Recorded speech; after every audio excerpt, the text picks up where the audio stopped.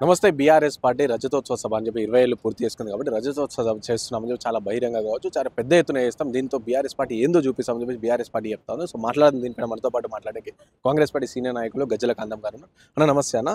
చెప్పండి అన్న, BRS party రజతోత్సవ సభ చేస్తాం, దీనివల్ల మాకు మళ్ళీ బీఆర్ఎస్ అనేది నెక్స్ట్ ఎలక్షన్లో అధికారంలోకి రాబోతుంది అని చెప్పి చాలా పెద్ద ఎత్తున చెప్తాను. మీరేమంటారు? ఇప్పుడు బహిరంగ సభలు ఎన్ని పెట్టినా తెలంగాణ ప్రజలను కేసీఆర్ కుటుంబాన్ని నమ్మే పరిస్థితులు లేరు. అది గుర్తుపెట్టుకోను. మొదలు బహిరంగ సభలు వాళ్ళ ఉనికిని కాపాడుకోవడం కోసమే ఆ బహిరంగ సభలు పెట్టుకుంటున్నారు. తెలంగాణ ప్రజలు అసలే నమ్మే పరిస్థితులు లేరు. వాళ్ళ కుటుంబాన్ని నమ్మరు. ఎందుకంటే ఇవాళ 7 లక్షల కోట్ల అప్పు చేశారు తెలంగాణ రాష్ట్రానికి. 75 ఏళ్ళ ఏ ముఖ్యమంత్రి కూడా చేయలే. తెలంగాణ రాష్ట్రానికి రాష్ట్ర ప్రజల మీద 7 లక్షల కోట్ల అప్పు భారం పెట్టి వెళ్ళిపోయాడు. 7 లక్షల కోట్ల అప్పు చేసి 3 లక్షల కోట్లు కేసీఆర్ కుటుంబమే దోసుకున్నారు. అది తెలంగాణ ప్రజలందరూ కూడా గమనించారు. కాబట్టే ఎమ్మెల్యే ఎలక్షన్లలో ఓటమి పాలు చేశారు. ఎంపీ ఎలక్షన్లో డిపాజిట్లు దక్కలేదు. ఎమ్మెల్సీలు అసలు నిలబెట్టలేదు.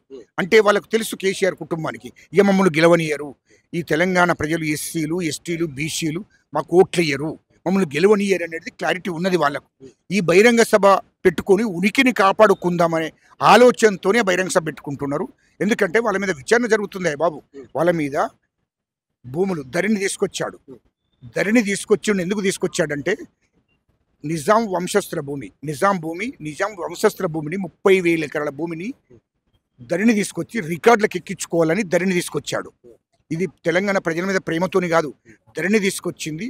అదొక పథకం ప్రకారం తీసుకొచ్చి 30,000 ఎకరాల భూమి నిజాం వంశస్థులకు సంబంధించిన భూమిని రికార్డులకు ఎక్కించుకొని 10,000 ఎకరాల భూమిని, అంటే 30,000 ఎకరాల భూమి బినాం పేర్ల మీద ఎక్కించి ఆ 10,000 ఎకరాల భూమిని అమ్మేసి ఇతర దేశాలలో పెట్టుబడులు పెట్టారు కేసీఆర్, కేటీఆర్, హరీష్ రావు, కవిత. అదే సంబంధించి కాంగ్రెస్ పార్టీ పర్మిషన్ ఇవ్వట్లేదు, బస్సులు ఇవ్వట్లేదు అని చెప్పి చెప్పండి తినండి. ఆ బహిరంగ సభకు వస్తున్నా. ఇంకా 20,000 ఎకరాల భూమి కేసీఆర్, కేటీఆర్, హరీష్ రావు, కవిత పేరు మీద బినాం పేర్ల మీద ఉన్నది. హైదరాబాద్ చుట్టూ భూములు వాళ్ళు అంటే కబ్జా పెట్టుకున్నారు. అదేవిధంగా ఊళ్ళల్లో ఉన్నటువంటి భూములు భూస్వాములు, దొరలు వాళ్ళు ఊళ్ళకి వెళ్ళొచ్చినాక ఆ భూములన్నీ పేద ప్రజలు తీసుకుంటే వాళ్ళ దగ్గర గుంజుకొని దండలెక్కించి మళ్ళీ భూస్వాములకు దొరలకు అప్పయిప్పాడు కేసీఆర్. అది తెలంగాణ ప్రజలందరికీ కూడా తెలిసే. కాళేశ్వరం ప్రాజెక్టులో 80,000 కోట్ల దోపిడీ జరిగింది. అదేవిధంగా విద్యుత్తులో 40,000 కోట్ల దోపిడీ జరిగింది.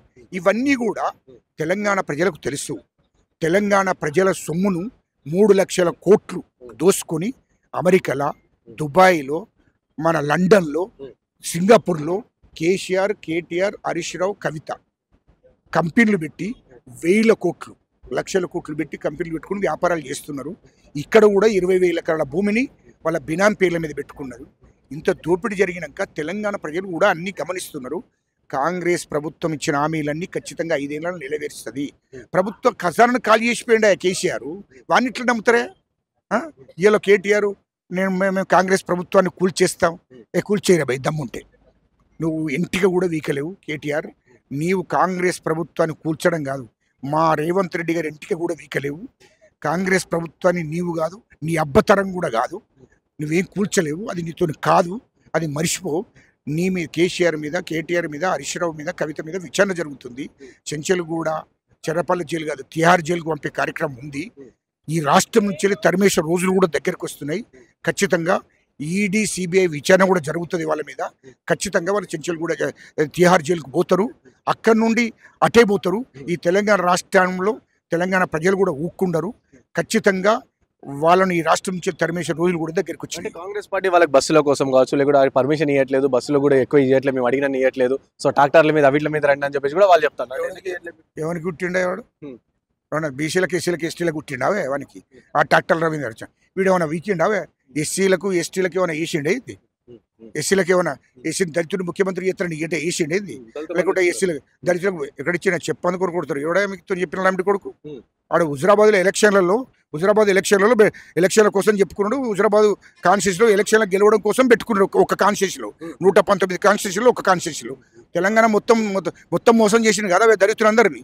ఎవరికి దళిత బంధు ఇచ్చిండే? 119 కాన్స్టిట్యూన్సీలలో 118 కాన్స్టిట్యూన్సీలలో ఎవరికి ఇవ్వలే. ఒక్క హుజరాబాద్ కాన్స్టిట్యూన్సీలో ఇచ్చిండు. అక్కడ మొత్తం తెలంగాణ దళితులందరూ మోసం చేసిండు. బీసీ బంద్ అన్నాడు, బీసీలను మోసం చేసిండు, బీసీలకు ఇవ్వలేదు. ఇలా తెలంగాణ ప్రజలందరికీ తెలుసు కదా ఇట్లాంటి అబద్ధాలు తెలంగాణ ప్రజలు తప్పుదో పట్టియడం కోసం అనేక ప్రయత్నాలు చేస్తున్నాడు.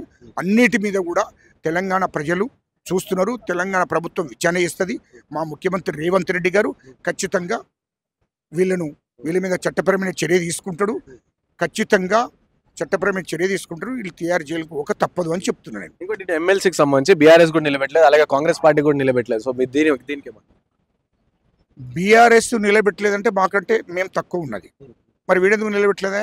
మాకు అప్పుడు టీఆర్ఎస్ ప్రభుత్వంలో మాకు తక్కువ కార్పొరేటర్లు ఉన్నారు, మాకు తక్కువ వాళ్ళు ఉన్నారు, కార్పొరేటర్లు తక్కువ ఉన్నారు. కాబట్టి మేము గెలవము అని మేము డిసైడ్ అయినాం. మరి వాడికి ఉన్నారు కదా, వాడు ఎందుకు నిలబెట్టలేదు అంటున్నా. అప్పుడు వాళ్ళ ప్రభుత్వమే కదా, వాళ్ళకి వచ్చింది కదా కార్పొరేటర్లు, ఎమ్మెల్సీలు వీళ్ళందరూ ఉన్నారు కదా, వాళ్ళకు నమ్మకమే ఉండే. ఎందుకు నిలబెట్టలేదే అంటే ఎవడు నమ్ముతలేరు, ఆ కార్పొరేటర్లు నమ్ముతలేరు, ఎమ్మెల్సీలు నమ్ముతలేరు, ఎవడు కూడా కేసీఆర్ కేటీఆర్ నమ్ముతలేరు. కాబట్టి అందరూ కూడా తెలంగాణ ప్రజలందరికీ తెలిసిందే. తెలంగాణ ప్రజలకు ఏం చెప్తాడో మొదలు మాజీ ముఖ్యమంత్రి కేసీఆర్ చెప్పాలి. ఇవన్నీ కూడా మోసాలే కదా, చెప్పాలి అంటున్నా. అందుకోసమే తెలంగాణ ప్రజలు ఆ బహిరంగ సభ రావడానికి సిద్ధంగా లేరు. తెలంగాణ ప్రజలకు అన్ని విషయాలు కూడా తెలుసు. వాళ్ళు 3 లక్షల కోట్లు మీకు నిజంగానే నీతి నిజేతుంటే కేటీఆర్ అంటుడికి మీరు ప్రజల సొమ్ము, ప్రభుత్వం సొమ్ము దోపిడీ చేసిన సొమ్ము అంతా తీసుకురండి, ప్రభుత్వ ఖజానాలో పెట్టండి, అప్పుడు తెలంగాణ ప్రజలు క్షమిస్తారు. అప్పటిదాకా క్షమించరు అనే విషయాన్ని తెలియజేస్తారు. సో విన్నారు కదా, ఇది గజ్జల కాంతం గారు చెప్తాను. సో ప్రధానంగా ఇటు తెలంగాణ ప్రజలు ఏ విధంగా అయినా సరే బీఆర్ఎస్ పార్టీని కావచ్చు, బీఆర్ఎస్ పార్టీ నాయకులు నమ్మే విషయం వల్లనే ప్రసక్తే లేదు అని చెప్పేసి వాళ్ళు ప్రధానంగా చెప్తాను. అండ్ రజతోత్సవ సభ ఏదైతే ఉందో, సో ఆ సభకు కూడా తెలంగాణ ప్రజలు వెళ్ళడానికి కూడా సిద్ధంగా లేరు అని చెప్పేసి కూడా తను చెప్తున్న పరిస్థితి. కెమెరా పర్సన్ సాయితో Rana Pratap reporting YNTV from Hyderabad.